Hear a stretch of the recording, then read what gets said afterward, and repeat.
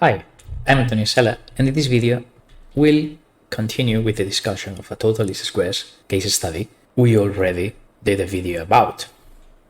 We generated some data, we checked that ordinary pseudo-inverse least squares was biased, and then we did some scalings and obtained an unbiased total least squares estimate. However, what happens if the scaling is wrong? Well, this will not work so well. If we summarize the previous video, we were generating data like this with a clean theta given by this model.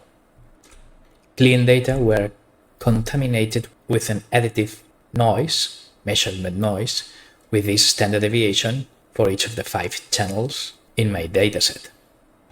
Input noise makes pseudo-inverse stuff being quite biased, but total least squares, if we scale so that the measurement noise in each of the channels is 1, divided by the standard deviation of each of the noises, and putting a big matrix with all data in, okay, in such a case, centering, subtracting mean, plus singular value decomposition finds 2 principal components that have a variance exactly equal to the unit noise.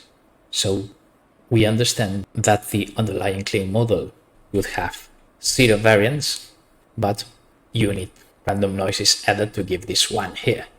So these are kind of 3 excitation signals, and these 2 principal components, we assume they should be 0 under no noise conditions, and that's the clean model. We choose the last 2 columns of U matrix in this SVD decomposition, and if my data are in column form, I assume this is the model. Okay, this is the model in scaled units. In this case, I would need to divide by the standard deviation each of the columns of this model to get the model in non-scaled units. That's what I do in mod X and mod Y lines of code. So that will be the unbiased total least squares estimate. Now, let's go to the main topic to discuss in this video. What would happen if my scaling is wrong? Well, bad things may happen. So let us label data wrong, the raw data with no scaling. Why? Because maybe I thought that these data were already normalized to having the same amount of noise per channel. So who knows the additive measurement noise in a particular application. Well, if I get it wrong, for instance, doing this, okay, I will subtract the mean to do exactly the same code as in previous tests. Then, well, this SVD, total least squares, results in this principal component standard deviation. So it seems that there is only one of those components that can be said to be, very small.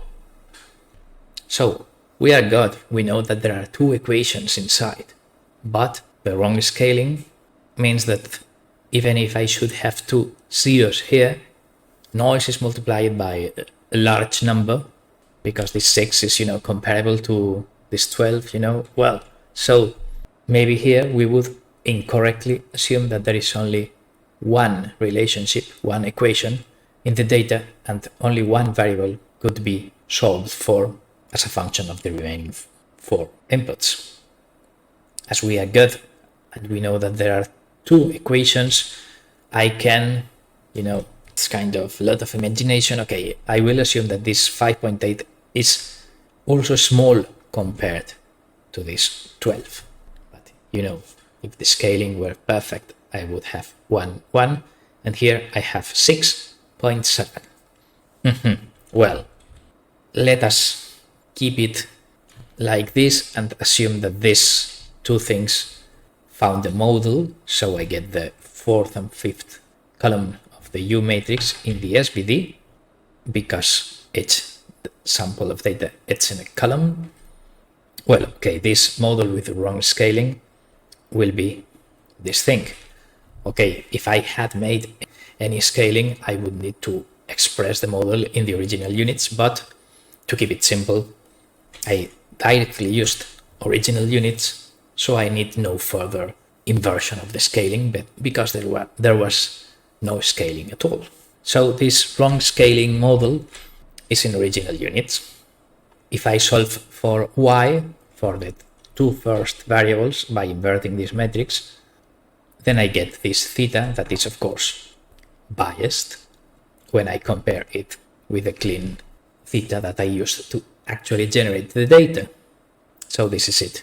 If my scaling is perfectly as theory requires, then I get 1 singular values and I get an unbiased total least square estimate.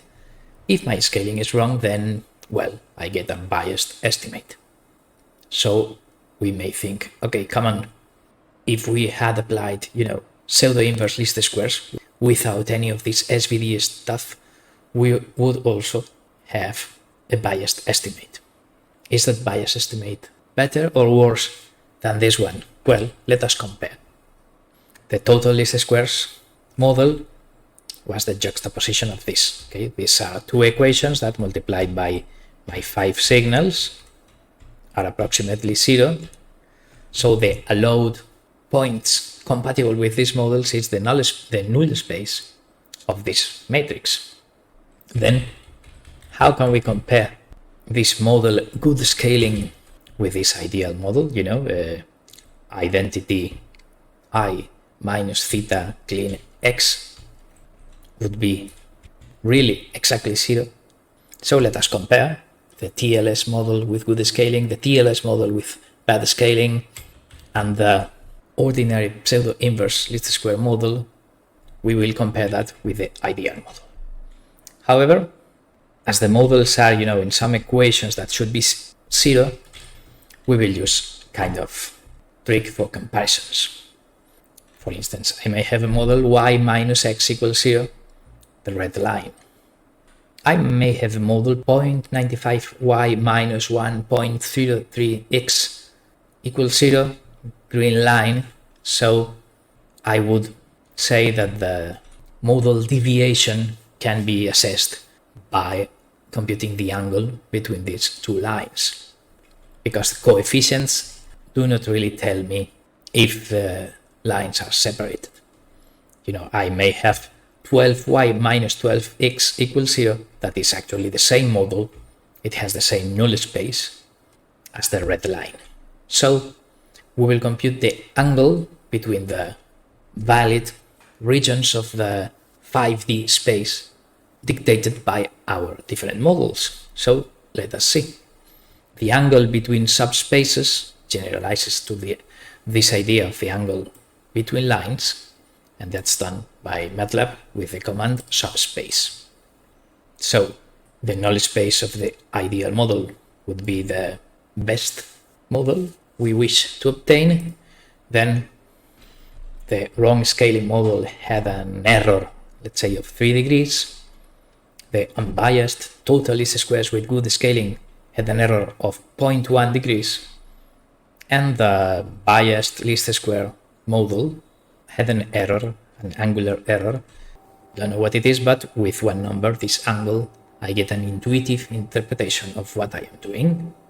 We can see that the offset is 0.1 degrees, it's almost nothing in the good model, but the total least squares model with the wrong scaling has actually a larger deviation with respect to the ideal stuff than the theoretically biased least squares.